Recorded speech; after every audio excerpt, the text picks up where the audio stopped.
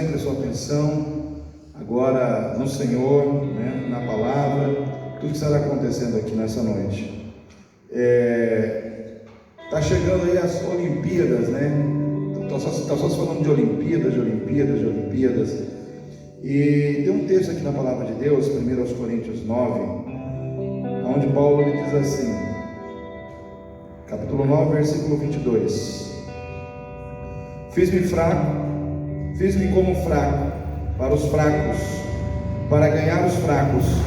Fiz-me tudo para todos, para por todos os meios chegar a salvar alguns.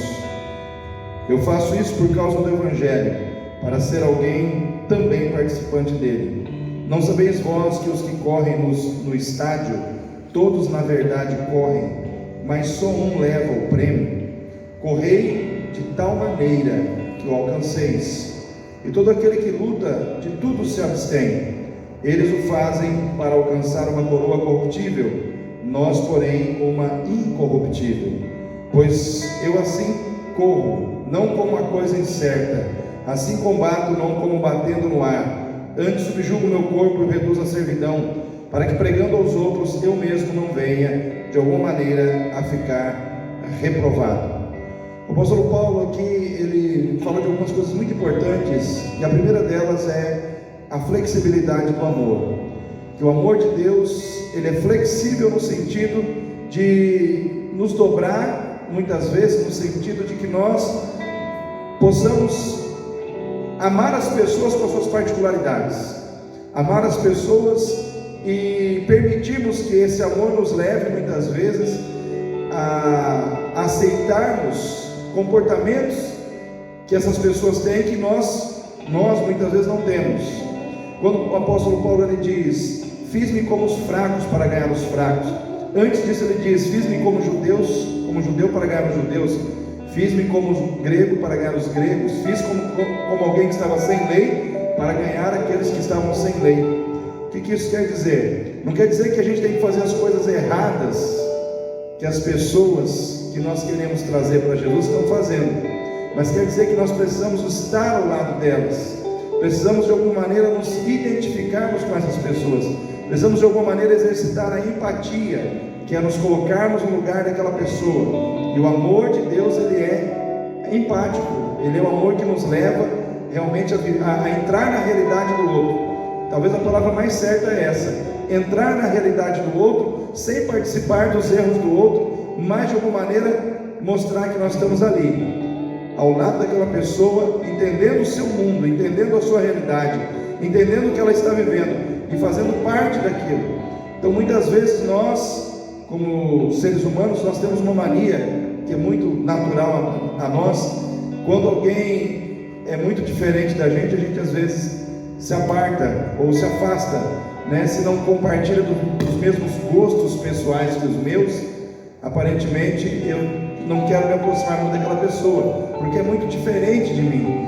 E muitas vezes nós temos que passar por cima desse pensamento, desse entendimento, dessa postura, se a gente realmente quer viver o amor como o amor realmente deve ser vivido, de forma cristã, de forma a exaltar a Cristo em nossas vidas. Às vezes a gente tem que se relacionar com o diferente. Eu vejo que a vida cristã é o desafio de você amar o diferente, se relacionar com o diferente, fazer a diferença na vida daquele que é diferente de você. Então o apóstolo Paulo ele diz que ele se fez como um fraco para ganhar os fracos. Ele se fez de tudo um pouco para de alguma maneira atrair para Jesus aqueles que ele precisava salvar. Isso é a flexibilidade do amor. Então nós precisamos ser flexíveis. A outra situação que o apóstolo Paulo coloca, que para mim é muito interessante, ele começa a comparar a nossa atitude cristã com a atitude de um atleta, que muitas vezes um atleta ele faz inúmeros sacrifícios, né? Por isso que eu falei das Olimpíadas, para que ele possa conquistar uma coroa de prata, de bronze, de ouro. No caso nosso, naquela época haviam lá os louros, né, da vitória, haviam lá as coroas, mas hoje são as medalhas, né? Medalha de bronze, de prata, de ouro. Às vezes um atleta ele treina o ano inteirinho ou 2 anos para ganhar uma medalha. O alvo dele é a medalha, né? E ele diz assim que nós, diferentes de um atleta que se dedica para ganhar um prêmio perecível, nós nos dedicamos para ganhar algo que é imperecível, algo que não está aqui, está na eternidade. E ele diz assim, que de todos que correm nos estádios, só um leva o prêmio. Todos estão correndo, mas um consegue se destacar. E ele diz: correi de tal maneira que o alcanceis. Então nós que estamos aqui para viver o Evangelho, nós temos que viver o Evangelho de tal maneira, de uma maneira que a gente realmente alcance o resultado que nós precisamos alcançar. Não podemos viver de qualquer jeito, né? Aqueles que correm de qualquer jeito não alcançam o prêmio, não alcançam a medalha. Aqueles que vivem a vida cristã de qualquer jeito correm o risco de não alcançar os resultados que precisam ser alcançados. Então é como se ele tivesse sendo usado por Deus, pela ação do Espírito Santo, para dizer a cada um de nós: viva a vida cristã, não de qualquer jeito, mas viva a vida cristã de uma maneira que realmente você possa alcançar as bênçãos, as vitórias, né? O crescimento que você precisa obter na vida cristã. Então, queridos, tem um texto que me chama muita atenção lá no Velho Testamento, que é no livro do profeta Jeremias, não lembro agora o capítulo e versículo, mas diz assim: aquele que faz a obra, maldito aquele que faz a obra do Senhor relaxadamente.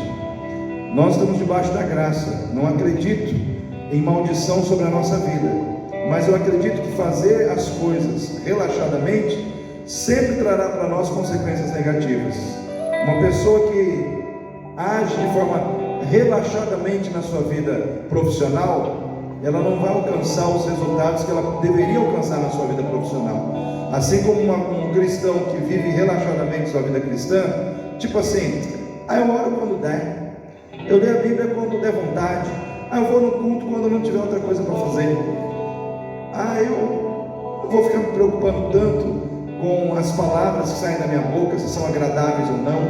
Então eu vejo que se nós começamos a viver assim, nós começamos a viver, de certa forma, uma vida espiritual relaxada, começamos a viver relaxadamente a nossa vida espiritual, e não é isso que Deus quer. Então a palavra de Deus diz que a gente tem que cuidar até das palavras da nossa boca, que as nossas palavras elas têm que ser temperadas com sal, elas têm que promover edificação àqueles que ouvem.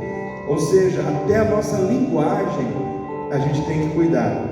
Então nós temos que cuidar dos detalhes da nossa vida, para que nós possamos realmente alcançar o prêmio, alcançar o alvo. Qual é o prêmio, pastor? O prêmio de termos uma vida aqui que realmente seja uma vida que faça diferença, uma vida relevante, que glorifique a Deus, que engrandeça a Deus, uma vida que possa ser usada pelo Senhor, para que o Senhor possa abençoar outras pessoas. Mas para isso eu tenho que viver de uma maneira digna do Evangelho, levar a sério as questões relacionadas ao Evangelho, à vontade de Deus. Se eu sou filho, né, a palavra de Deus diz que eu tenho as minhas obrigações, as minhas responsabilidades como filho dentro de casa, de ajudar os meus pais. Se eu sou pai, se eu sou mãe, eu tenho as minhas responsabilidades como pai, como mãe para com os meus filhos, e hoje nós precisamos estar atentos a essas questões. Se eu sou marido, eu tenho que ter a minha responsabilidade com a minha esposa, uma responsabilidade de amor, de cuidar dela, né, de ser aquele marido que não só está do lado dela nos momentos de facilidade, nos momentos de dificuldade, compreendendo, ajudando, sendo companheiro, e vice-versa.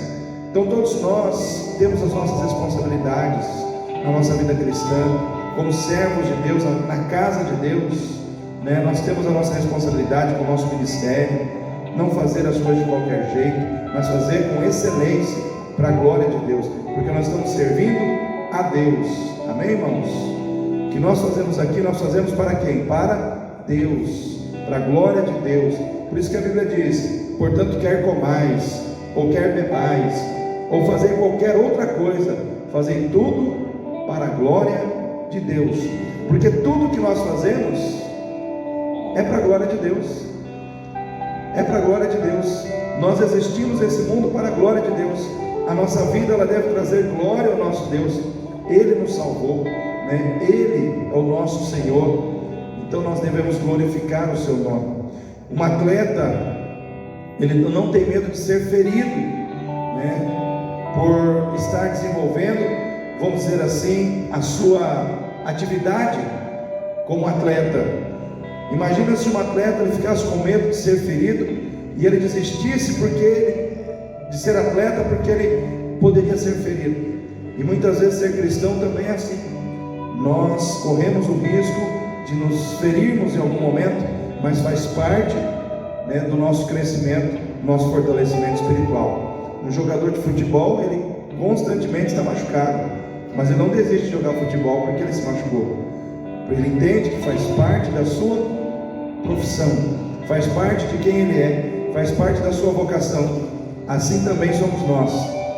Às vezes a gente vai ter que entrar em campo, a gente vai ter que entrar no campo de batalha, às vezes a gente vai ter que entrar no campo dos relacionamentos, e às vezes a gente vai se machucar, ou com uma palavra, ou com uma atitude, mas nós não podemos desistir de amarmos, de sermos cristãos, de estarmos na nossa posição. Por quê? Porque apareceu alguma cicatriz, alguma ferida, né? Então nós não podemos ser crentes melindrosos, que por qualquer coisinha a gente se fere. A palavra de Deus diz que eu e você somos vasos de barro e não vasos de vidro. Então o vaso de barro ele quebra, Deus faz de novo e ele continua ali, na mão de Deus, sendo moldado, sendo trabalhado. Agora vai fazer isso num vaso de vidro. Os irmãos acreditam que é fácil moldar um vaso de vidro? Então nós não podemos ser vaso de vidro, né? O vaso de vidro, ele quebrou, não dá conserto. O vaso de vidro, não dá para Deus trabalhar com ele. Deus trabalha com vasos de barro. Que vaso é você? Vaso de vidro ou vaso de barro? Eu não vou falar para você perguntar, porque tem muita gente distante umas das outras aqui. Ficaria até difícil, né? Só a Luana conseguiria perguntar ali. Mas pergunto para você: você é vaso de barro ou vaso de vidro? Né? Tomara que você seja vaso de barro, porque Deus vai te quebrar, vai te refazer, vai te quebrar, vai te refazer várias vezes, mas no final você será um vaso de bênção nas mãos de Deus. Então eu quero deixar essa reflexão aí para a gente começar o culto. Eu quero convidar você a ficar em pé.